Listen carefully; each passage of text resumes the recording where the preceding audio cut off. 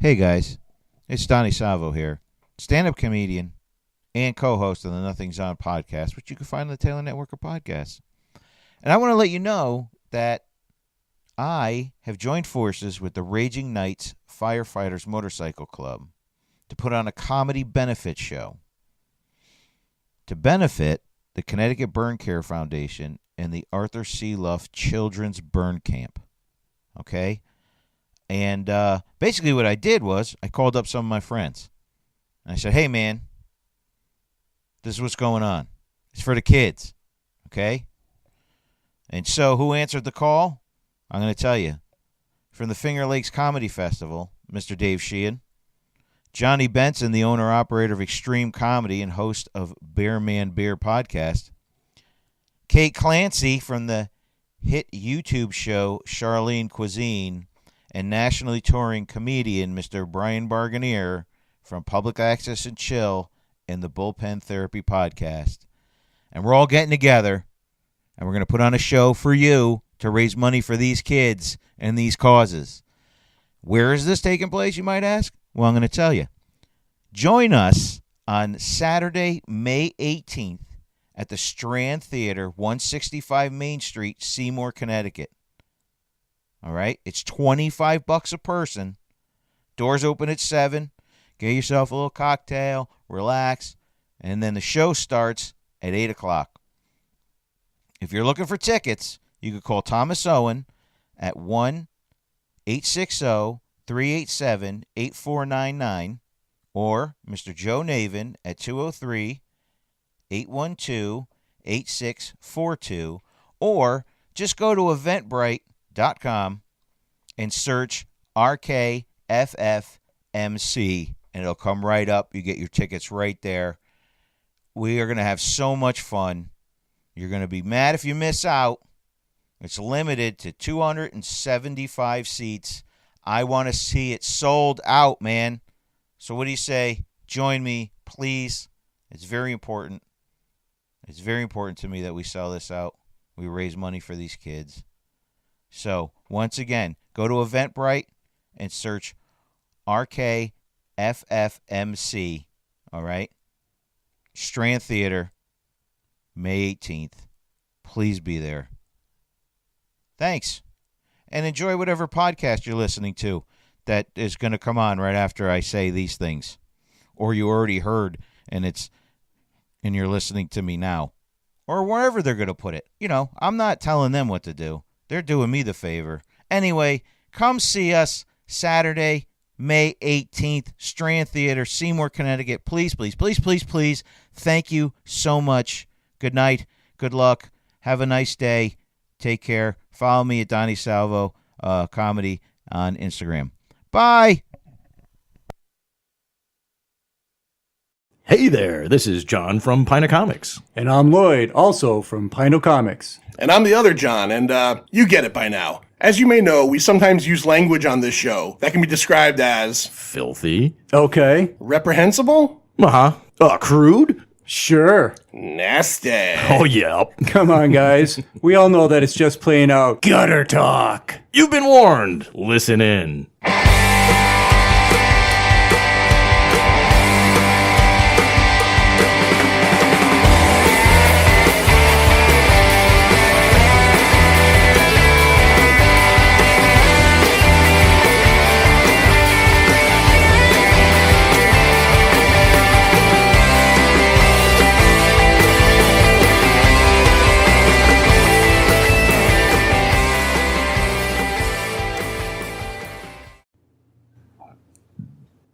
That sound you heard was Lloyd throwing up in his mouth. Ew. And this is another episode You of hear that? Classic Pinto Comics, where Lloyd throws up in his throat. Lloyd the Manster, Sir Jon. I'm Johnny Ganache, and with us, Lou Skywalker. Lou, Hi. How you doing, buddy? Good. How are you? Good. Now this episode is going to be our Avengers Endgame review. I do want to tell all of you fans of our listeners, Flans or flans. all of you Flan. Spanish custards, all of you fans of the Marvel Universe films, MCU, and listeners of Pint Comics, that We are going to spoil this movie. It's been out for a couple weeks. By the time you hear this, it'll have been out for a few weeks. The spoiler ban has been lifted by the Russo brothers, which we don't really care about. We would spoil it anyway, but we just got a chance Don't fucking tell me when spoilers should be done. Fuck you, Russo brothers. And we're also going to tell you that if you are one of the very... Hi, John. How do you really feel? Jesus fucking Christ. Really? There's a ban on spoilers. Go fuck yourself. Jesus Christ. What's wrong with these I'm going to idiots? go with if you're one of these people that's really into Avengers Endgame, you see no faults in it, you love it. You're not going to want to listen to this. You might want to turn away now because this is maybe going to be one of the few podcasts or critic shows that isn't going to be necessarily super, super nice about it. So, first things first, though, we didn't get a chance to throw this on the last episode. Lou recently got some press passes and went down to Washington, D.C. Where did you go in Washington, D.C., Lou? And, the train's coming. Train's coming for train's you. coming. Picking Train's you coming. up. Choo, choo, choo, Yeah, choo. Awesome Con for the first time ever. What was the name of it? Awesome Con. Oh, I thought you were just giving a No, description of it. It is called Awesome Con. It's was How at the wall- awesome was yeah.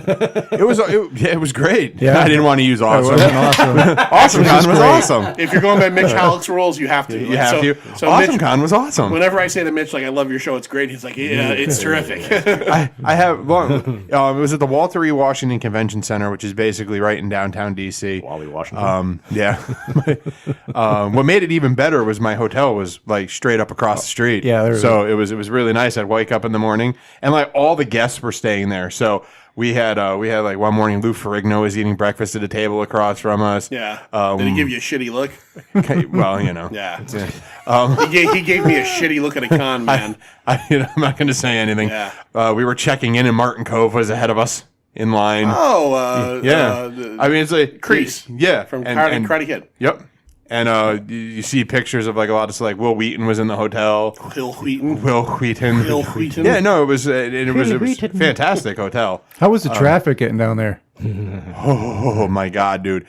Yeah, it's awful. I've driven down there. Just for fun, just really quick, because we're going to keep this brief to go to Avengers. Our drive down was like 9.5 hours, and we left at 10 a.m. And we're in Connecticut, by the way. Yeah, we're in Connecticut. This is what, normally a 5 hour, 6 hour drive? 5.5 hour drive. Yeah. We left at 10 a.m. And you might be saying, well, why'd you leave at 10 a.m.? Because I wanted to let the morning traffic, in New York and everything else kind of subside. And I figured it'd be about 5.5, 6 hours down. We'd get there. I'd get my press badge on the Friday.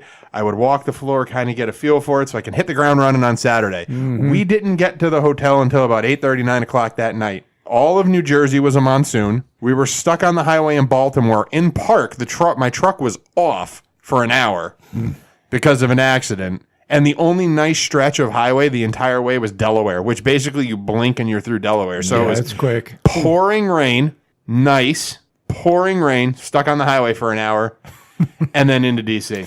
It was a great drive. The night before Lou went was the night we saw Avengers Endgame. And you were so excited and going tomorrow. And the next day, like, I was working and I'm like, I'll text Lou, see how Awesome Con's going.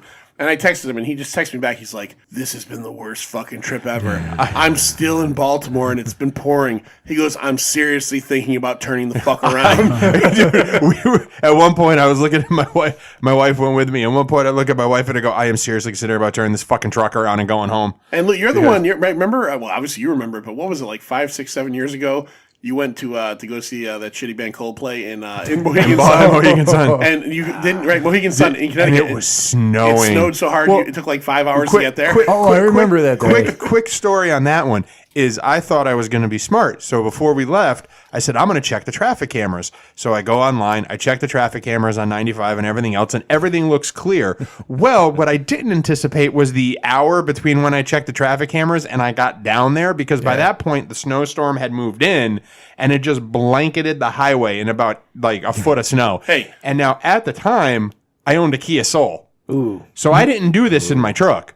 I drove through probably 8 or 10 inches of snow at about 20 miles an hour in a Kia Soul. But in the see Coldplay. you got to see Fix You live. Hey, you know what? I like Coldplay. I'll say it. Hey, I don't that's care. a good song. That's Yeah, that's great, one of my favorite. Great band. No, Coldplay that's a songs. great concert they put on. So Awesome Con, you would recommend it to anybody, right? Yeah, absolutely. I mean, the convention center is, I think I said in one of the videos I put up, the convention center is so big that you don't really realize how many people are there. Right. And so it's spread out over such a lake, because at the Javits Center, everyone's condensed into that one little area. Because, I mean, the Javits Center, for the amount of people they bring in, is really too small to handle it. Yeah, it's not the biggest building in the world. For what they're doing. Right. But this convention center, if you look at the pictures on the website that I put up, the convention center basically just spans an entire city block. It's massive.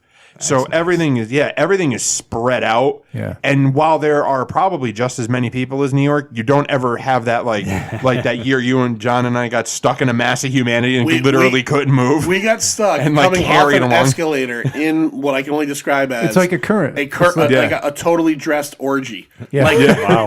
like he's not lying. Everybody was dressed. Nobody was actually fucking, but it was as close as you can get. I'm pretty sure I was inside of a dude in front of me for about 2 minutes or so. And then like the crowd, like you and I were like pinned in and we couldn't even move.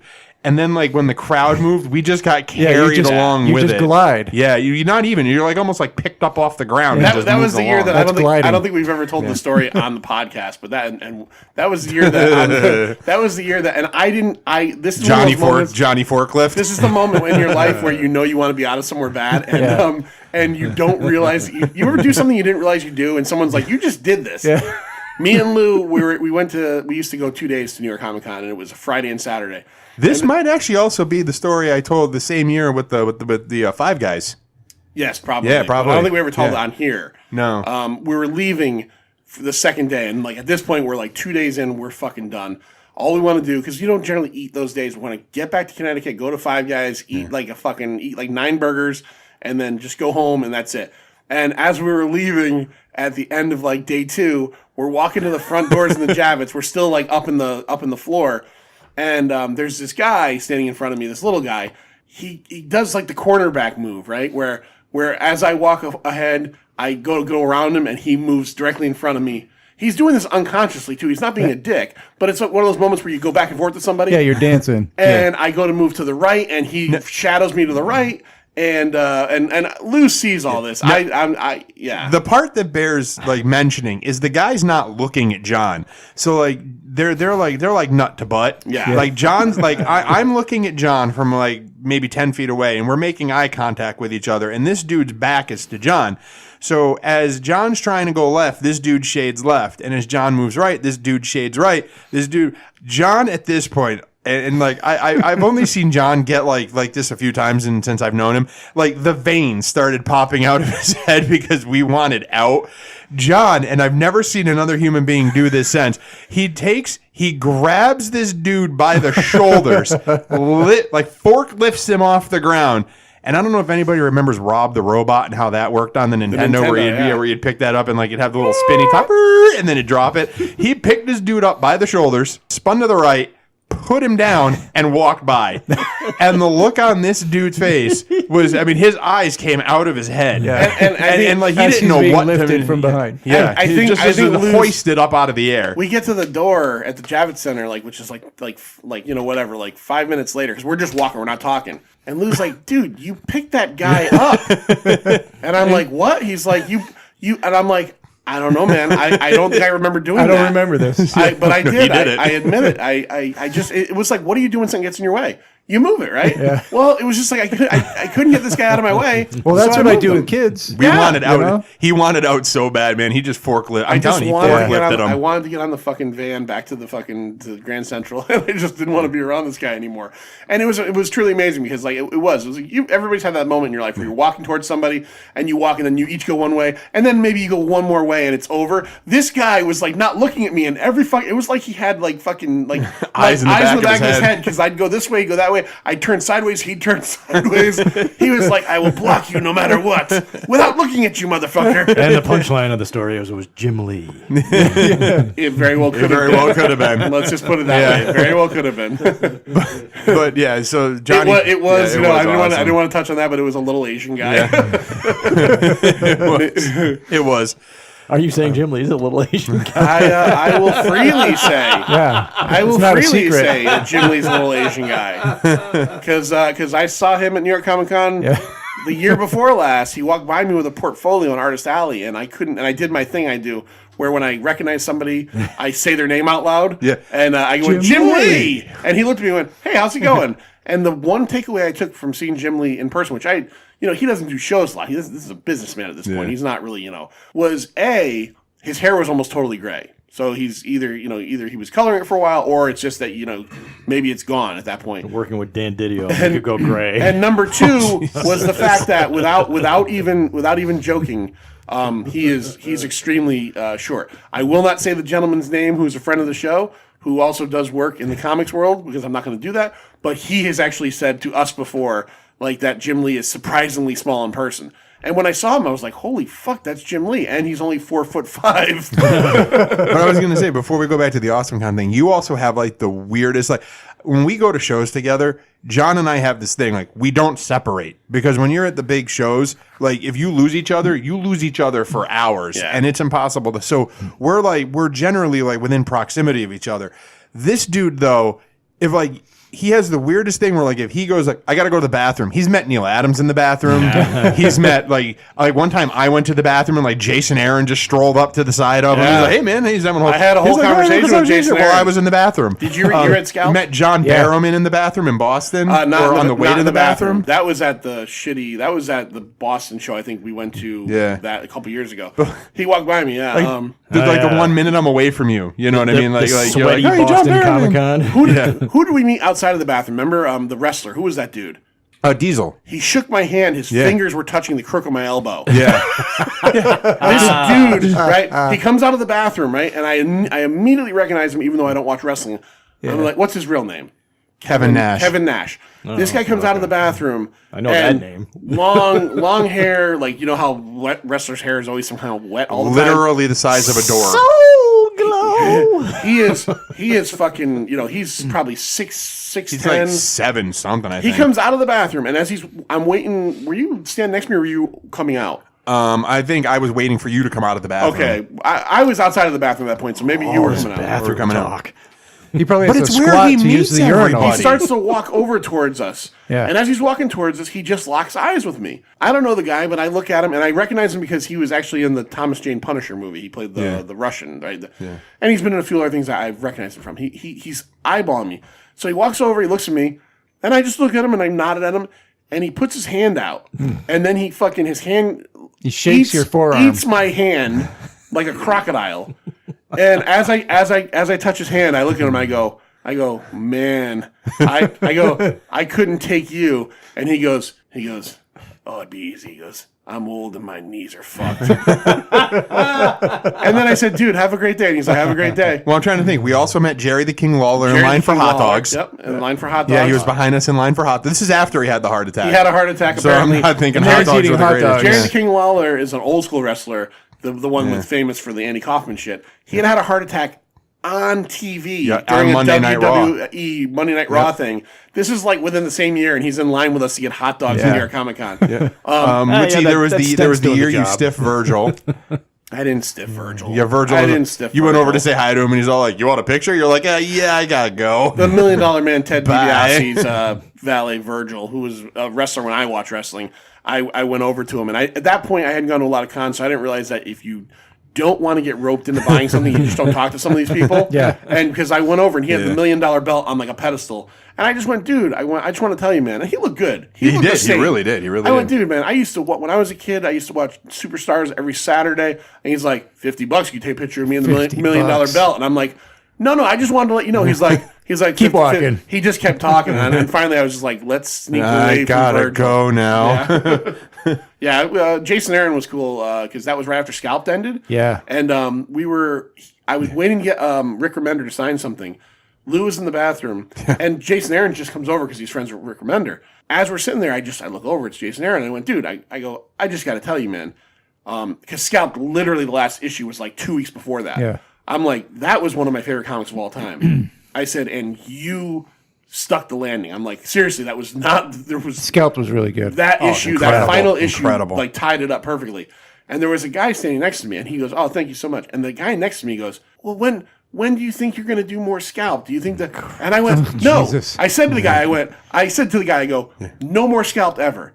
I said, "We don't need more Scalp because he ended it perfectly." And Jason Aaron's like, "Thank you, man." He goes, "Thank you." Yeah. I said to him, I went, "Seriously, in like 15 years, when Vertigo wants you to do like a 3-page scalp story, don't fucking do it. No. You know what I Leave mean? it. Do Yeah. Southern Bastards Do instead. anything. Yeah, really. Do Yeah. Southern Bastards. All right, Avengers Endgame. Let's talk about it. So we went. John, did you go to see this, or did you catch this in other methods? No, I went to see it. All right, I so paid $5 to go see it. you went and saw $5. Where'd you go for $5? Wallingford, probably. Middletown. Matinee. Oh, like a Middletown? matinee. Oh, yeah. No, not matinee. Really? Tu- Tuesday. Tuesday nights is everything's $5. Yeah, Yeah, do that- Wallingford, do it too. Wallingford, Yeah, too. Tuesday and Except Wednesday. for Sony movies, apparently. Oh, jeez. Really? Yeah, the guy was yelling at the manager was yelling at the guy running the booth. He goes, yeah, none of the Sonic movies they're $5 on Tuesdays. They won't let us do it. Full price for Venom. Because there were like 6 girls in front of me wondering why their ticket price was more than $5, and he had to explain it. And the guy, he's like, I don't know, I don't care. Like, I don't care either, man. So we saw it the night it came out, or Yeah, the night the before Thursday. it came out. The night before I went to AwesomeCon. Yeah, me, Lloyd, and Chris, and Lou. And the movie ended, and I got the feeling, well, first of all, Lloyd slept through half of it. So, although Lloyd is the only one here, I think that saw it twice. I 'cause you did took see your it. I daughter went to see it again with my daughter. Did you sleep through the parts you didn't sleep through No, the first I time? was awake 100% the second time. Did, All right. did everyone make it through without having to get up and pee? Never had to get Yeah. up and pee. I Look, made it let's, through, man. let's be very honest about this. I peed while I slept. It's a 3-hour movie. They treated everybody like there'd never been a 3-hour movie Right, before. I know, exactly. It's just so stupid. Right, and the other thing was, and I want to say this right off the bat, there were a ton of moments you could have gotten up and peed in this movie. the entire middle any section. time during that There movie. really wasn't much in this movie. So Infinity War ends with the Thanos snap, and half the universe goes away. This movie starts up, and we're living in the universe. It's a couple weeks after that. No, it's right after. It's within Well, it three, starts with 3 Hawkeye. weeks. That I will give that credit. And again, I didn't. Yeah, they care show for this you what movie. happened to Hawkeye. They show you what happened to Hawkeye. At the snap, I yeah. love that first scene with Hawkeye because Yeah. I Yeah, felt that was a I went, gut wow, that punch. was a gut punch, It was- man. Yeah, I think gut-wrenching. I think you and I both did the same thing at the same time. We both went, oof. Yeah, they basically show Hawkeye on house arrest from Civil War, teaching his daughter how to shoot arrows, and he turns around and his wife and kids are gone, and all you see is a little bit of the dust.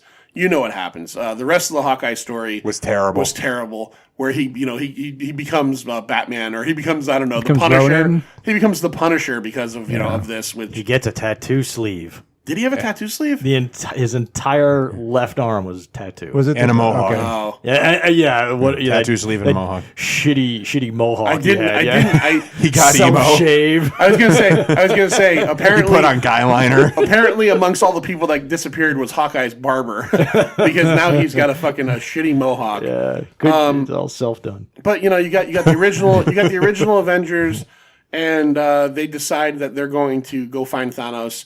And I was still involved in this point. They find Thanos, find out that he used the glove one more time to destroy all the stones, so that they can't reverse it. And in his anger, Thor cuts Thanos' head off, and then we're rolling 5 years later. 5 Yeah, years that later, happened pretty quick. No, that was the prologue of the That movie, was basically. yeah. Then we jump into 5 years later, and again, early in the movie, the scene where Tony Stark is in the conference room with the Avengers, and he looks like cancer-ridden. Like, I don't know, was that like him, or was that CGI? How sickly he looked. Considering how they were able to do Captain America in the first movie. Yeah, I was really first impressed with how Avenger. he looked. He looked sick. Like he had not eaten in right. like in Well, almost a he month. hadn't superheroed in 5 years. Right. Well, you no, know? this was before the 5 in the years. first 3 weeks. This is Yeah. when he was in space. Oh, you're talking about that? Oh, That whole okay. scene, I was impressed with that scene with Yeah. with kind of his anger and Nebula's giving him the last of the food. yeah, and that yeah. kind of Nebula's stuff, letting him survive and stuff, and then we go 5 years ahead, and one of the things I thought, and one of the first things I thought was, so we have billions of people on the planet. If half of the population went away, like the scene where you have Scott Lang walking through the empty streets, would the streets be totally empty? Especially even 5 years later. I did not like that part like myself. there's still because cars everywhere. Don't we think they that would have maybe- cleaned. He walks like 100 yards ahead of him, and then it was this beautiful monument memorial with everybody who's got snapped away. And I had a problem with that. And then right behind it is this nasty neighborhood. That doesn't make sense. Yeah. Didn't make any sense. So you agree with that or no? Not so much the decrepitness of anything, but it'll kind of dovetail into this.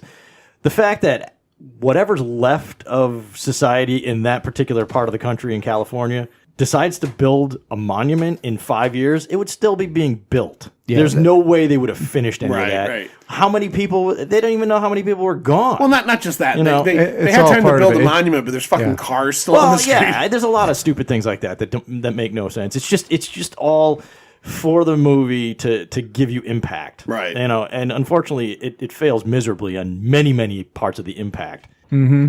And I'll get more into that a little bit later. It was one of the biggest things that bothered me about this movie is that now, again, 21 movies ahead, and we have all these characters that we've spent, the last 10 years, besides the fact that we know them from the comics, but in the MCU, we have these characters we've spent the last 10 years getting to know and like and hopefully love in a lot of ways.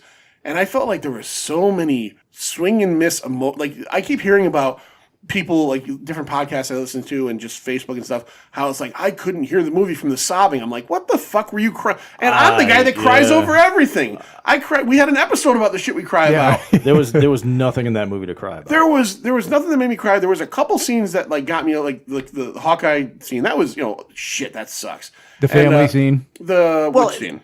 You're talking about the family scene? The first scene. Yeah. Well, yeah, but that's there for the impact to show you what's happening to the regular people around them, you know, and I think unfortunately it all kind of falls off the cliff after that. one of the better scenes, as far as emotional impact, is the Spider-Man Iron Man scene. See, I didn't feel that. The neither. the scene that I felt. Okay, so spoiler alert. Everybody comes back. We'll get around to that. But the scene that I felt was more emotional was and it was silent. Was Peter, and I'm going to call the kid Genki no matter what, because he is Genki in the comics, but it's Ned Leeds. Was just that scene in the hallway where the kid sees. Now, again, that forces me to think, too, this is 5 years later. Did all of Peter's classmates also go in the snap? Because none of them are 5 years older. Right. I know, it's hard to think about. There's a lot of problems with that, Yeah. that 5 year gap there. It just... Especially now that we know from the trailer that Spider-Man Far From Home is after all of this, and he's going on a class trip, and all the kids are the same age. So it's like it's very convenient. Everything's convenient with this movie. But again, the whole movie's full of conveniences. And Yeah. it's just And I want to say to this movie too, another thing is they make it a point, because time travel is a huge portion of this movie. They make it a point Convenient. very convenient. They make it a point to make fun of Back to the Future because they Back to the Future is bullshit. This movie's time travel is bullshit. Because here's one question I have, and maybe you guys clear it up because I don't want to. Hey, did you see Happy Death Day and Happy Death Day to You? Because they make the same joke. Yeah. Yeah. Oh, sorry, that spiked. Yeah, that was a little spiky. That's all right. I don't know. So I guess the basic plot is 5 years later. If you saw Ant-Man and the Wasp, Scott Lang had gotten sucked he went into the quantum realm. He got stuck in a time kind of a space. He got stuck Just in the in the quantum quantum realm. because there was nobody to bring him out. Nobody pull him out. 5 years later, and I was fine with this. I saw people complaining about this. 5 years later, a rat.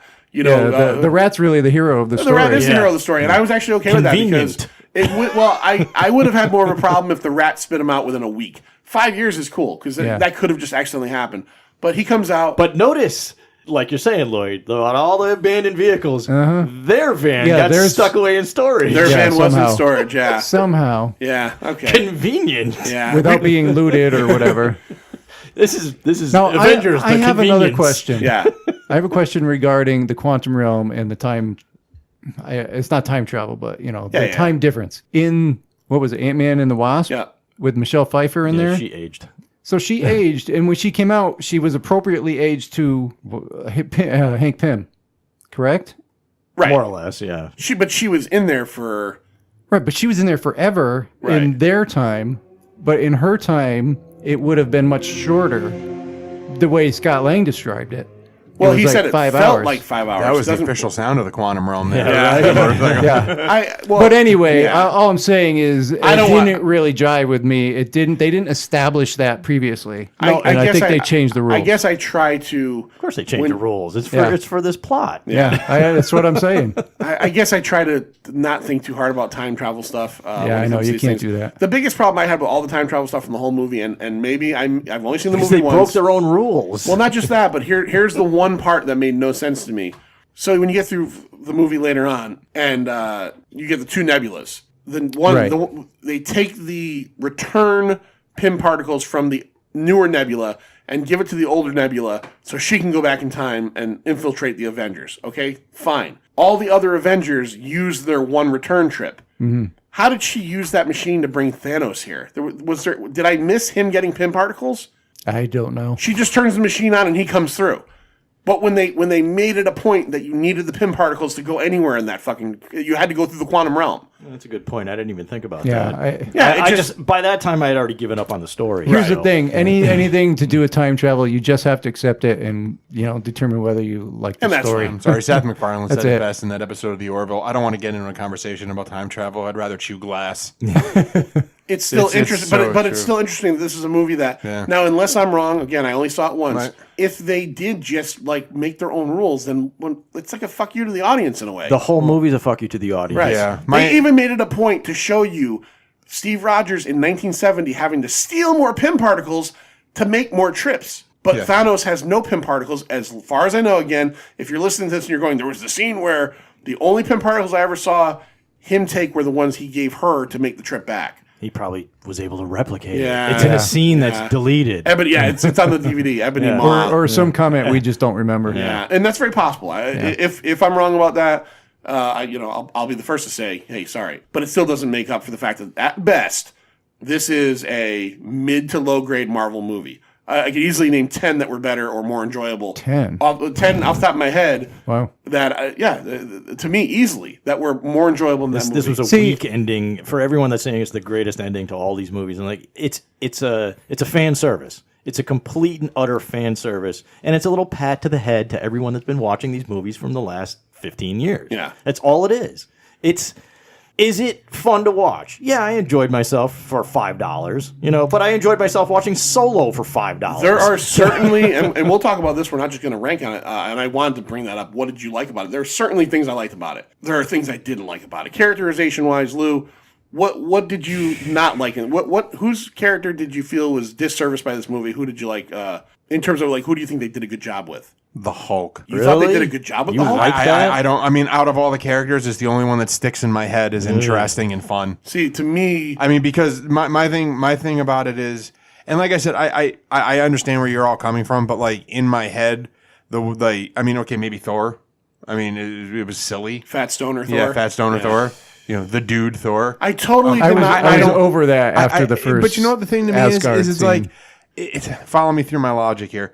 Going back to what you were saying about the time travel, is you have a bunch of heroes and they set these roles. They say, you go back, you do this, you cannot interact. Right. And then every single one of them proceeds to just completely ignore what they said they were going to do. And I mean, Thor goes back, he has to talk to and have a cry with his mom, or she tells him to eat a salad. Right.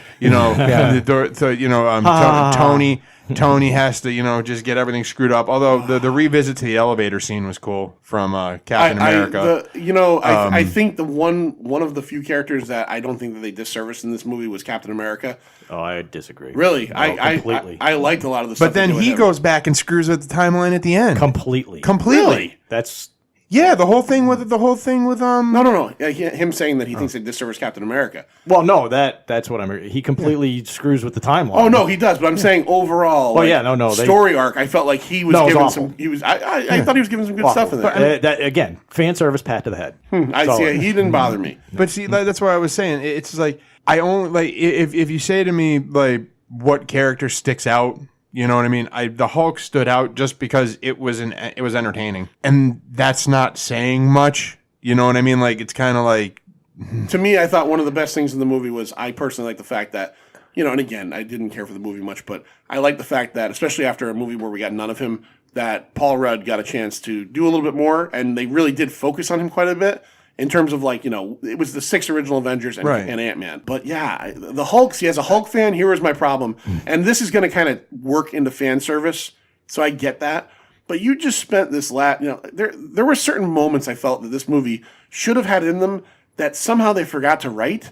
And again, maybe it was fan servicey stuff, maybe it's stuff I wanted to see, but I'm fine with that. Number 1, the Hulk ends up in the first movie getting his ass torn in half by Thanos. Yeah, nothing happens to. Yeah, he should have faced Thanos. Nothing. There should have been a scene. Even after I didn't like Professor Hulk so much. I mean, I read the Hulk and I've read that version of the Hulk, and I'm actually fine with that version of the Hulk. I just thought it was played for kind of cuteness. But by the end of that movie, there should have been a scene where either in that version or the crazy savage version comes out long enough to punch Thanos through a mountain. Yeah. And they didn't do it. The other part that I'm going to just say, I can't believe that you managed to fucking fuck up, was Rocket and Groot didn't have like some kind of fucking like wonderful little reunion, even for fucking a half a second. Yeah, there was the one scene I think during the fight where like they might have like Rocket might have grabbed him and they rolled on the ground or something. But I mean, they admitted afterwards, James Gunn said it, that Groot called him dad as he was dying. And Rocket was obviously fucked up because one of the few moments that I actually almost got a tear was when he was sitting on the landing gear with Nebula and he held her hand. You know, again, I'm an animal person, so maybe that's part of it.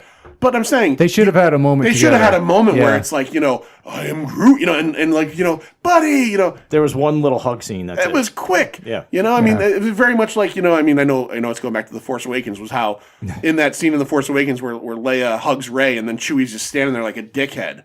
You know, she ignores Chewie, right? I mean, I know this is going to spoiler territory, but I'm seeing all the memes on Facebook and Twitter this week about how Jon Snow apparently ignores Ghost in this episode of Game of Thrones. I guess he's leaving and he doesn't say goodbye to his dog. It's like that kind of thing. Like people are like, you know, you diss Ghost. Don't get into it. No, I'm just saying saying that's not exactly entirely true. I have no idea. Did he pat him at all? Did he do anything with him? I don't know who these characters are. I'm saying Leia didn't hug. I'm not going to talk about Leia didn't hug Chewie, Game of Thrones spoilers. and they didn't really give you a very emotional Groot and Rocket thing. Yeah. Matter of There's fact, a lot of that you don't get because it's probably a 6-hour movie they shut down to 3. Right. You know, and like 3 complete hours. I don't think it was like 3 hours and 2 minutes. They've already said that the ending fight scene on the DVD is going to be 25 minutes longer. Yay. Really? Yeah. Do we need 25? Oh, man. Yeah, Can I I need also- more shots of Valkyrie. Can I also ask a really Under ridiculous Pegasus. question? Like we're talking about rules that they set that they break 3 minutes later. How is it that Captain Marvel, when she shows up, plank of wood that she is,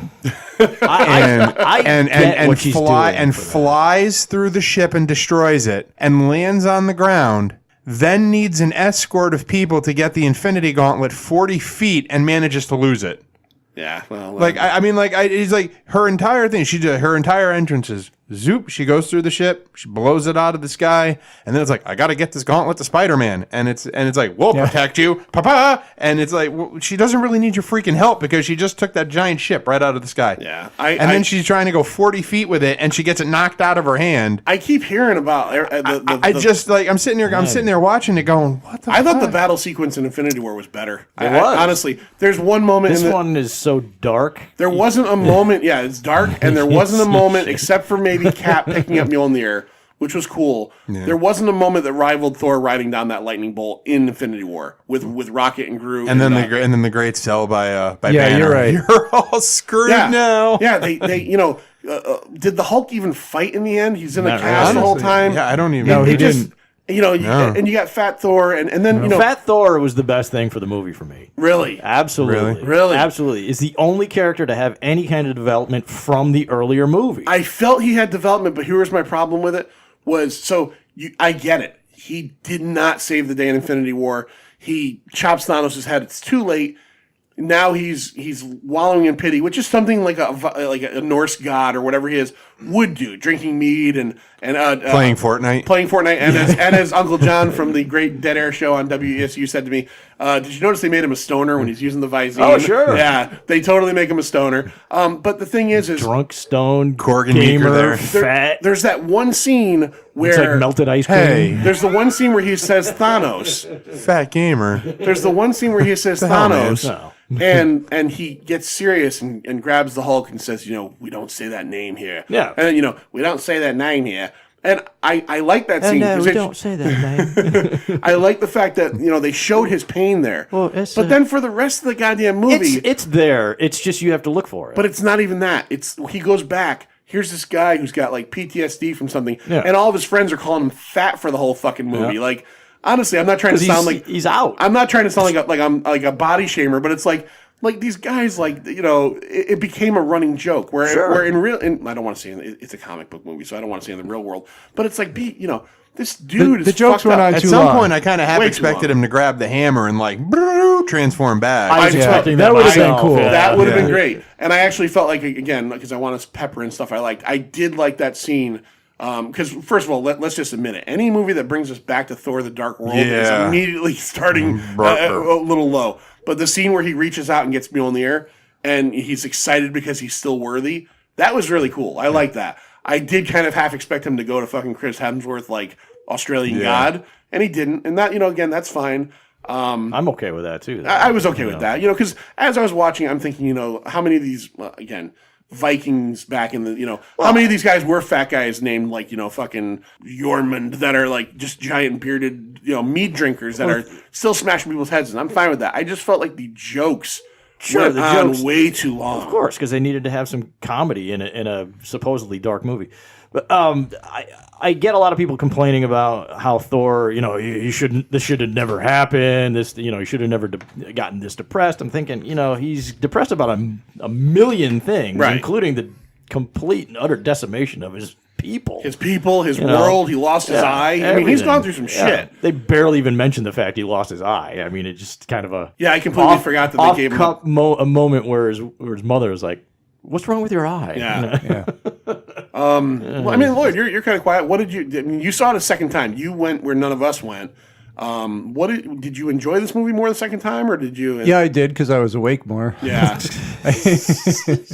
I fell asleep mostly during the time travel portions of the middle hour Right. of the first time we saw it, and I think I woke up maybe during the part where the Soul Stone, where Black Widow went over. that was terrible. I mean, I woke up like That was terrible. That was so obvious. during her descent. I woke up. I didn't know what the hell was going on, That's another question I have about that actual scene. so I didn't see any of the Red Skull stuff. Well, the bottom line is when two of them go there, one of them's going to die because the only way to get the Soul Stone. But here's the thing. that- It the was fact that- so obvious. Here's the thing. her But, contract's up, right? Yeah. well, no, they're making her. No, they're movie. doing the Widow movie. Yeah. I know. No, the So question let's kill her I have off. about that though is here's another like just plot question was, and I could be wrong again because I haven't seen Infinity War in a long time, but didn't Tony Stark and Nebula know that Thanos had sacrificed Gamora for that reason?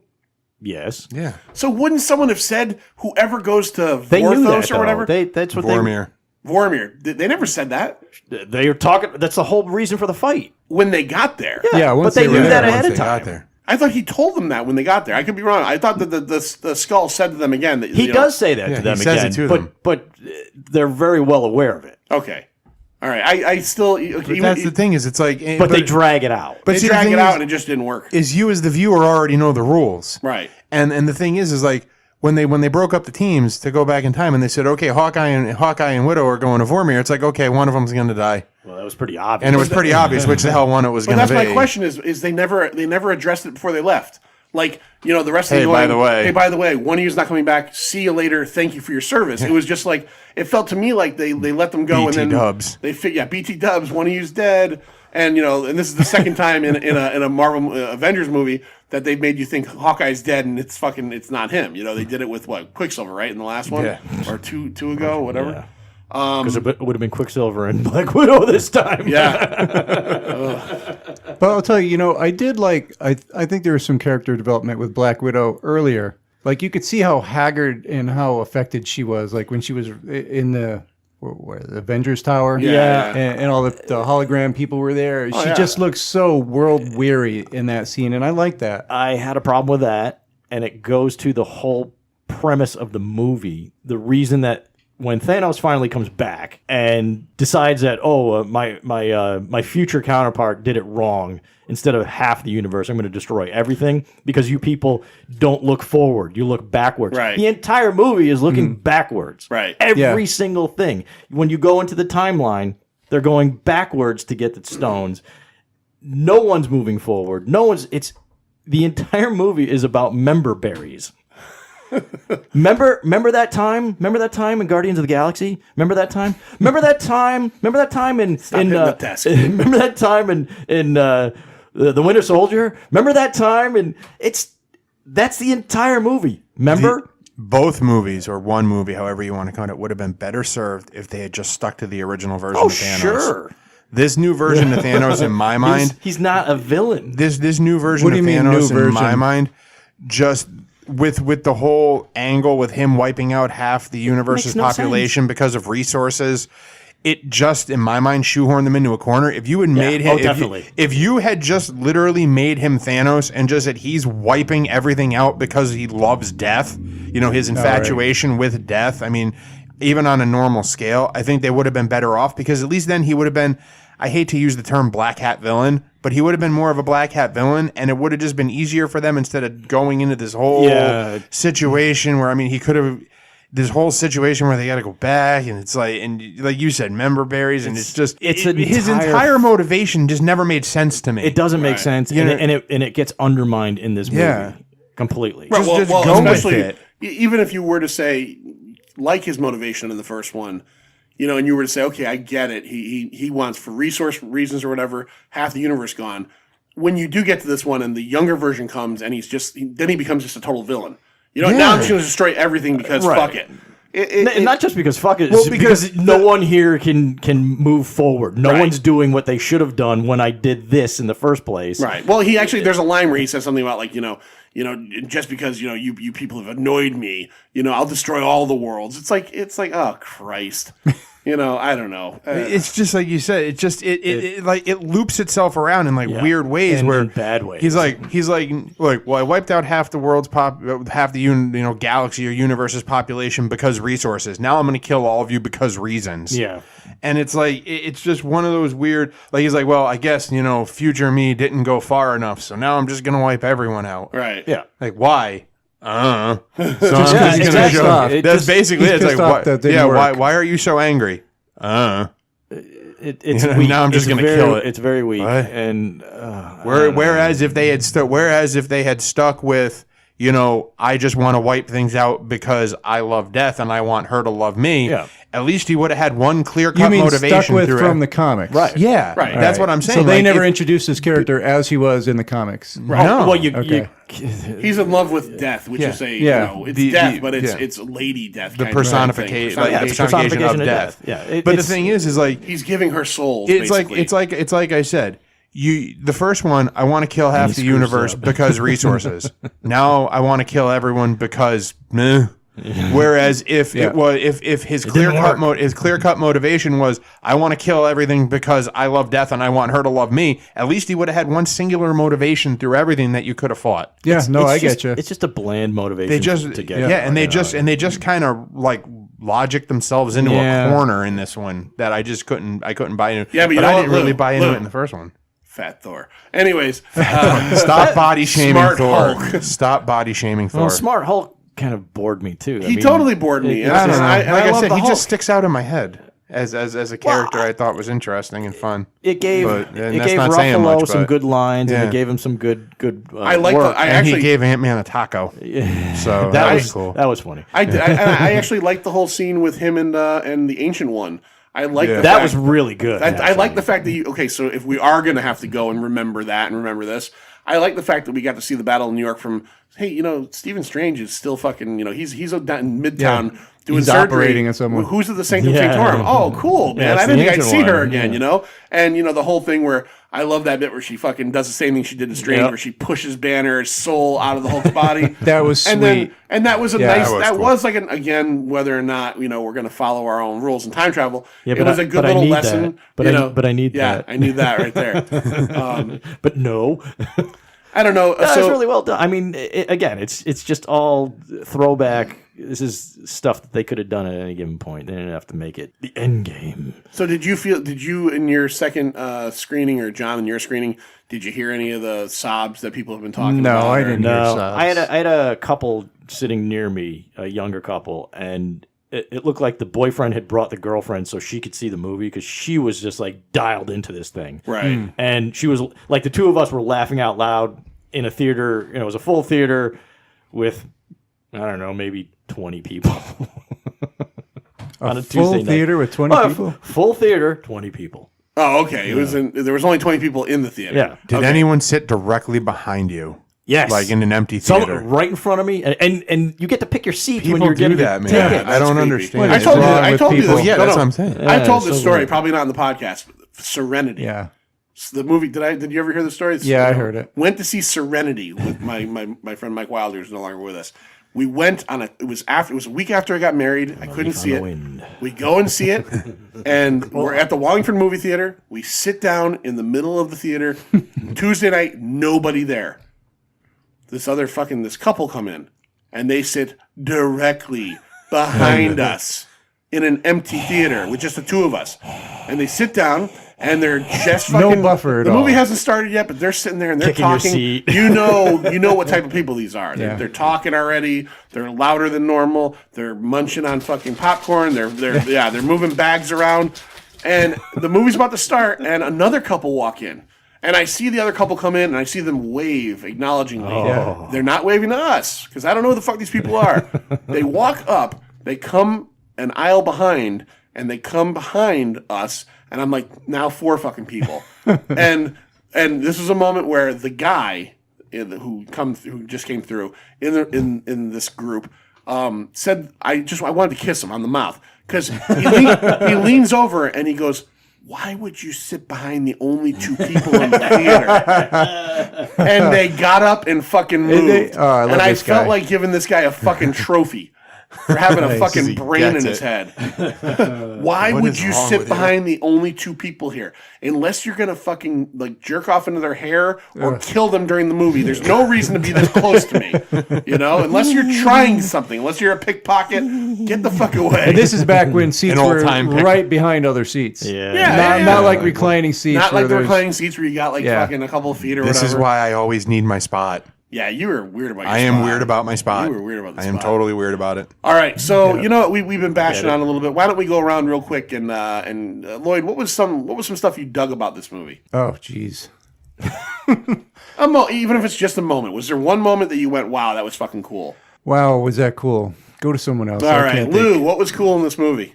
Holy shit, John, I would what say was cool? I would say Cap with the hammer was cool. Oh, okay. Cap with the hammer was cool for the beginning of it, Yeah. and then when him and Thor started trading off the hammers and it That was became a bit old. much. It was. It reminded me of a great. Again, I'll go back to Force Awakens real quick.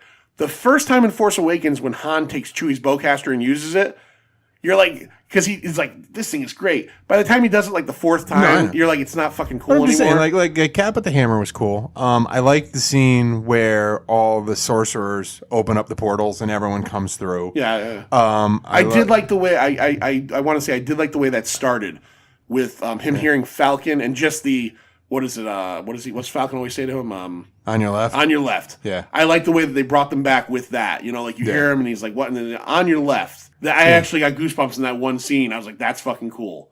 Black Panther coming back and the whole chanting. That was cool. Yeah. I mean, that was all last battle stuff. I mean, there were funny parts in the movie. Sure. I mean, like I didn't think that. I'm like you know. I mean, like when you go see Thor for the first time and Korg and Meek are there and he's yelling at the kid over the headset. Yeah. You know what I mean? Like there were funny one-liners through the whole thing. And like you know, you said Rocket and Nebula. I love the Nebula and Tony scene where they're playing with the paper footballs.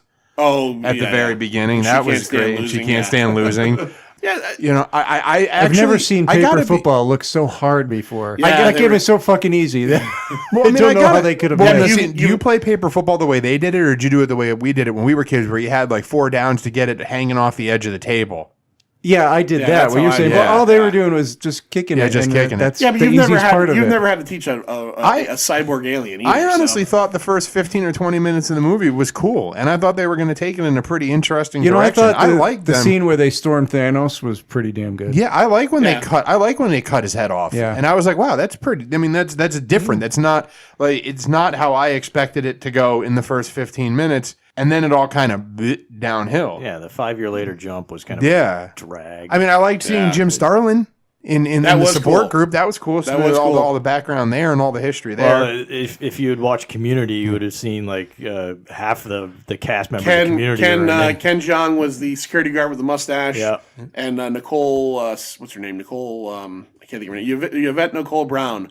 Oh, was yeah. in the elevator. She was in there. Yeah. Yeah, She she's had, the one she had a that. big part actually for when you think about it. Well, she's the one that rats him out. Yeah. What was the question? Was it a Mungo Jerry mustache? Yeah. Oh, it was definitely more Mungo Jerry. The part with Hulk and the Ancient One, which we already went That through, was great. That was really great. I gotta say, for me, there was a lot of great stuff. A lot of the emotional moments fell flat for me. Yeah. Tony Stark's funeral fell flat for me. That was just like it didn't work at all. It didn't work at all. the 74 endings. I'm saying this from being a guy who really gets emotional and stuff. Like, none of it. Like, they tried to get cute with Favreau and the little girl. I'm going to buy you all the cheeseburgers in the world. I'm like, who the fuck cares? Move on. Pepper in the rescue suit was cool. I I liked it. I thought it was fun. Did you like Cap's dance with Peggy? liked the fact. I will say that was awful. That whole plot. Because that's the entire point of him screwing with the timeline. Yeah. Mm-hmm. Yeah, I will say, despite the fact that I didn't really care for the fact that they kind of, there's more time travel stuff and questions there. Out of the two major endings there, Stark dying and Captain America basically aging and retiring, the Captain America bit got me more in that scene. Just because, you get this guy now who obviously has finally lived a complete life. It just feels like a Twilight Zone episode that I've seen a million times. I agree. Yeah. I do agree that it all definitely, been done to death. I'll be the first to totally tell you, just from being a comic book fan, I was totally surprised that it was Falcon and not, because this is talking about the movies going in the future. I really thought it was going to be Bucky Barnes getting the shield. Get the shield. And obviously Bucky knew, because they made it a point, Bucky knew where he was sitting, and he I'm said sure he at some told him point, somewhere. He told him. Yeah. I think there's even a scene in the movie where he says, can I talk to you, Buck, or something like that. Because as soon as that all ends, Bucky knows and nods to him like, this isn't going to be a quick 5-minute goodbye or 2-second goodbye. This is going to be goodbye for pretty much good. But like the Tony Stark death stuff, man, I really honestly couldn't believe that didn't get me at all. Like it was done well. It ends the character very well. It ends the character. It ties into the first movie with the proof that Tony Stark has a heart. So telegraphed. Oh, that's God, the yeah. problem. Yeah. Oh, There was no emotional punch at all. No punch. I will say this Because it goes all the way back to you're not the one to make the suicide play. Yeah. You know what I mean? And it's like, okay, got everything it. is just. I will be totally honest on this one part though. And that terrible scene with him and Doctor Strange.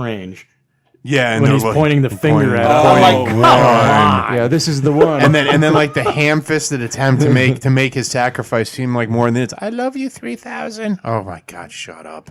I think that part of the problem. I just didn't care. I think part of the problem for me with the daughter stuff, which normally in a movie might get me, was because it was the 5-year later jump was tacked on, or at least was just thrown in there. You didn't get to see any of him and his daughter other than that one day. Well, I'm sorry, but the minute they jumped and you saw that Tony and Pepper had miraculously survived and then had a daughter, I knew at that point he was dying. Because there was no reason to do that There's a if way- they weren't trying to set up an emotional impact at the end with him dying. There's a million ways they could have done this if they read a fucking comic book. Right. I mean, or read any of the original Infinity Gauntlet stuff. I mean, the goddamn stones can do just about anything. But they wrote themselves out of that with Guardians of the Galaxy, where humans can't use it. It's just Right. And then they had to take it off the field by having him snap him away. yeah, I know that was so obvious. Yeah, and the one other part, again, I know we're trying to be positive, but this was another part. And I think this one segment, we're trying to be a little more positive. I think I maybe asked you the night we saw it, was it severe sleight of hand? How did he get the stones off of Thanos' glove? Tony? Yeah, Tony. It was just sleight of hand. He just like in the last movie, you had 6 characters: Spider-Man, yeah. And he Drax, just kinda gets trying them. to pull the glove off. Yeah. And in this one, he just puts his hand on the gauntlet, and they're on his glove. Like, I really, and again, I only seen it once. So if you're out there in podcast land going, "You fucking motherfucker," that's Tony Stark. Tech. Stony Tark. Stony Tark. I like that better. Stony Tark. Stony Tark's is like his twin brother. That's Tony Stark Stark Tech. That's all it is. I know, but I don't know. Miraculously getting him off and onto his gauntlet so he could snap his fingers and bring everyone back. So like, this isn't a Pint movie invitational, but And the gauntlet that fits any hand, by the way. yeah. Well, if they had shown that, I'd been okay. Because it's a heist, remember? It's a heist. It's a heist movie. Yeah. Oh, this was a time heist. That's right. Yeah. When this comes out on Blu-ray, eventually when it is cheap enough, I'll buy it because I would like to watch it again. At the very least, I will probably watch the end battle again. But it'll just to have pick the up little extra things. 6 hours of footage that you can watch. Yeah. Well, I mean, honestly, I've said to everyone, I said it's a B. I mean that. I mean, Well, no. We don't do B's here. 1 to 5. What would you give this? like a solid 3. You think a 3, huh? Yeah, well, I mean, just it was because I mean, honestly, I mean, I know we're kind of. I don't want to be completely negative on it. I mean, I don't think it was a complete pile of crud, but I don't think it was great. I mean, I guess middle of the road. 22 movies where no, we don't have to go into what your top and what your bottom is. You put in middle of Marvel Universe. Yeah, middle of the pack. All right, John, what would you give this grade wise, and where do you think this would land for you? Marvel movies. What did I give Blade? 2.5. I think 2.5. This one's a 2. 2. Solid 2. All right. And for your Marvel movies, is this like bottom 5, would you say, or bottom 10? I know you're not a huge fan, but... Yeah, it's on the lower end of the scale. Just plot-wise, action-wise, well, the action was okay, I guess. But it's just the comedy is more important with this movie than anything else. Overall, it's not a good movie. Lloyd? Just not. I wish I could use quarters. I'd go 3.25, but I guess I can't, so I'll go 3. 3? Okay. Yeah, we don't like I seem to. I think I enjoyed it more than you guys did. Yeah, and that's fine. No, But because I'm not a huge Marvel aficionado, And so why no Adam Warlock? Oh, well, dude, at this point, how many more characters do we need? But I mean, they teased him. yeah, they teased him. Use them in Guardians 3 when Thor is part of the Guardians. I would've- Well, Honestly, see, now here's it's kind of the topic we were having earlier with Lord of the Rings and Heidi developed this stuff. It's what do you put in these movies and what you don't. Now, the movie versions of these characters are vastly different from what you see in the comics. You're not wrong. And there is no way you could bring in all of the Jim Starlin characters from the get-go, from Captain Marvel, Marvel, yeah. Nice. all the way through. Because the Drax of the Destroyer stuff, if you ever looked at his history, Oh, the Drax in these movies is a pale shade of what nowhere he is. near. Yeah, he's just the last version of Drax. Drax has died like 17 times, and he comes back different every single time.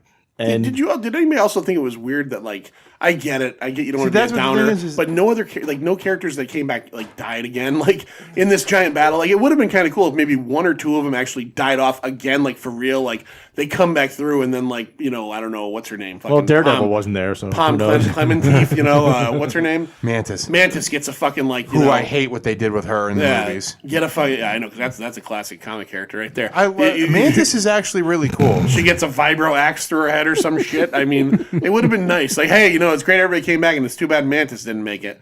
Also, Hey, you got Gamora back. well, you got a version of Gamora Yeah, back. you got her back. That is one of the lines I did laugh at was when she kicks him in the dick or in the balls twice. And what does he say? The first time you got neither, the second time you got both. Let's see. I'm gonna give it. I think I'd go honestly. The way I'm feeling about it right now, maybe I'll see it again on video and feel a little bit more one way or the other. 2.5. This is a 2.5. This is, like I said, I could easily name 10 Marvel movies I enjoyed more, and I could probably throw in 3 more, you know, that are floating around that I'm not thinking about right now. I think I like Doctor Strange more, you know, honestly. And Doctor Strange was way better. yeah, Yeah, and that's a formula movie too. that's what I'm saying. Doctor Strange is Iron Man done Yeah, again. really. You know, And I keep thinking about But it. they it's like, really are kind of the same. they're totally the same. degree, yeah. Totally the same movie. calling Same- this movie Endgame is, I don't know, it's not like what am I looking for here? My words are failing me because I need another cup of coffee.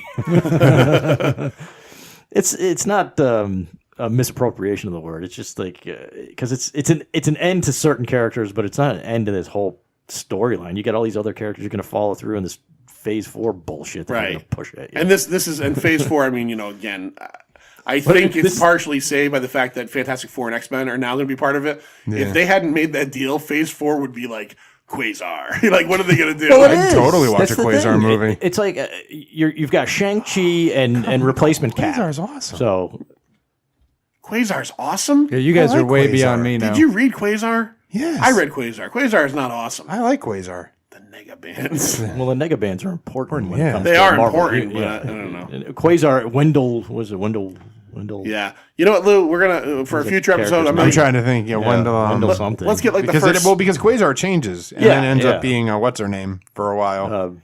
Isn't it Marvel's daughter? yeah, it's like a chick with a mohawk or something, Philovel. right? Yeah. Philovel. Yeah. Thank you. Fuck Quasar. Quasar. Well, I mean, Quasar's Whoever's the, wearing the bands Quasar basically is Quasar. Quasar Yeah. is the outer space Moon Knight. Oh, God. Oh my See, I god. wouldn't even say that. But see, now what you bring up, Adam Warlock. And it's like, Adam well, Warlock. Well, where's Moondragon? Yeah. You know, it's all these people that held the stones or the gems. Yeah. You call them gems, goddamn you. Yeah. Gemstones. I'm screwed up with the movie now. They call them stones for so damn long. And Here's an important question, because you went and saw it with Sophie, your daughter. Yeah. Right? What, 13 years old now? 14. 14. I guess this is all that really matters. Did she enjoy it? Yeah, she enjoyed it. So, you know and I what? enjoyed watching it with her. So In the end, I guess the important part is... she like the Meg? No, she no, laughed she at the wasn't Meg. a big fan of the Meg, but she I've laughed at it. said this before, but you got to go see a movie with Sophie because Sophie has like a fucking I can't even describe it. Her laugh. It's like a bazooka laugh. It's like a bazooka laugh. We're watching the Meg and just like out of nowhere, just be BAP! Like she just makes these sudden outbursts of laugh. And it's like, it's fucking frightening almost. Am I right? Am I doing it? I mean, I'm exaggerating, but like she doesn't like have this like the. Yeah, there's no lead up to it. It's just like, something funny happens. I gotta ask a question. The funeral scene at Tony Stark, did it look like most of those people weren't even there at the time? Like Michael Douglas, it looked like they took a picture and just shoved it in there, photoshopped him in. I felt they were all there. They had like no emotion. They're just all standing there like statues. They just got sunglasses on. It's like, that's a fucking photo. I felt they were all there. I felt that they really missed you have the scene with Favreau and the daughter and the cheeseburgers. It would have been really nice to have, like, again, as a fan of Iron Man 3, to have like a 1-minute scene where they're introducing the kid. Yeah, they had the kid sitting there. Because when we saw it that night, we're all going, right, we didn't know who it was. What the fuck is that? I called that, by the way. I had no clue. I didn't know it was the same actor, though. Yeah, no, it was the same actor. That blows my mind. As we're watching, I'm like, but we just saw Peter Parker. Who the fuck is this kid? Yeah, with the floppy hair. Yeah, floppy hair. I was like, Andrew Garfield? What? It's like, oh, no, wait, that's going to be the kid from Iron Man 3. Are we crossing universes now? But it's like, all these people standing around, half of them don't even know who fucking Tony Stark is, or care. Well, and the other thing I wanted to mention, Tony's memorial. Right. Tony's memorial, which, by the way, nobody decided to, like there's no Black Widow shit there. Right. No Black Widow. Black Widow died. Nobody cares. And I did have another question again. I'm just bringing this up again. If you're listening. Nobody cares. But did we ever, now in these movies, did we ever have a moment where we actually vocalized the fact that, like, that Banner and Natasha were starting to have a relationship? Did they ever vocalize that ended? Because it seems like no, they just kind of they kind of cast glances at each other for like the first time they saw each other, and that was basically about it. Right, like because in Avengers Ultron we learned that that they seem to have sun's getting real low. Right, and I'm wondering if maybe yes, he got stuck on the That's our way of saying we can't have Betty Ross in the movie, so we gotta have her doing it on the Thor planet. Maybe at that point he'd been gone for a few years, so she got over him. But was there something in that movie about that? That's what I'm saying. Did they ever mention that, like, we tried it and I thought there was something in that Thor movie. Really? About that. I'd have to watch it again. It's been a while. I don't know. I still say Age of Ultron had the best Hulk scene ever at the very beginning when they're like, "Can someone take care of that?" And he just runs through the pillbox. He runs through the bunker. As shitty as that movie was, it had two great Hulk scenes. It had can someone take care of that? He runs through the pillbox. Thank you. And the other part was at the end when Ultron, which was a joke in that movie, is like going on some grand thing, and the Hulk just like grabs him and fucking throws him. I'm like, okay, that's the Hulk I like. But all right, so we gave our grades. We saw the movie. Stairs. Yeah, I don't know. Oh, the stairs. I didn't even think that was fucking funny. It was amusing to a point, but it just. It just sells the next scene. So. I did like, again, talking about member berries, I did like which I thought was a great little nod to the much hated comic moment where in the elevator, Cap, Hail Hydra. I thought that was a cool little wink at not only, comic moment. Again, it was kind of growth in Cap where in Winter Soldier, the only way he'd get out of that elevator is by fighting his way out. And now a few years later, he's going to think his way out. And I also did like the, when he's fighting himself in the bit with, I could do this all day. All right. Like when he says that to himself, like, I could do this all day. Yeah, I get it. Or whatever it was. Definitely something I'll check out again, but not in the movies.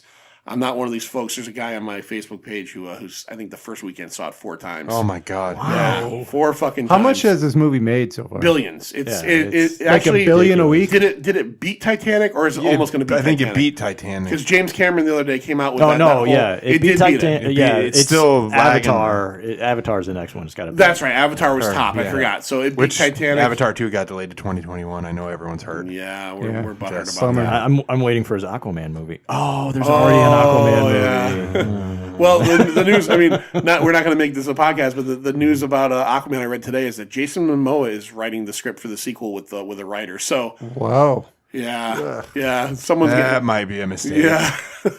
The first one was mediocre, to say the I still haven't seen it. I still haven't seen Wonder Woman. So it was okay. Right. Yeah. It was okay. All right. And maybe getting him writing a script is probably not the best course of action for a movie that was okay. Yeah. It's all right. It's kind of how the ending, how that just started, everything tapered off. It's kind of exactly how I feel about Endgame. All right. It's kind of. Well, Lou, you get the final word tonight. See ya. It's over, Johnny. It's over! Nothing is over! Nothing! You just don't turn it off!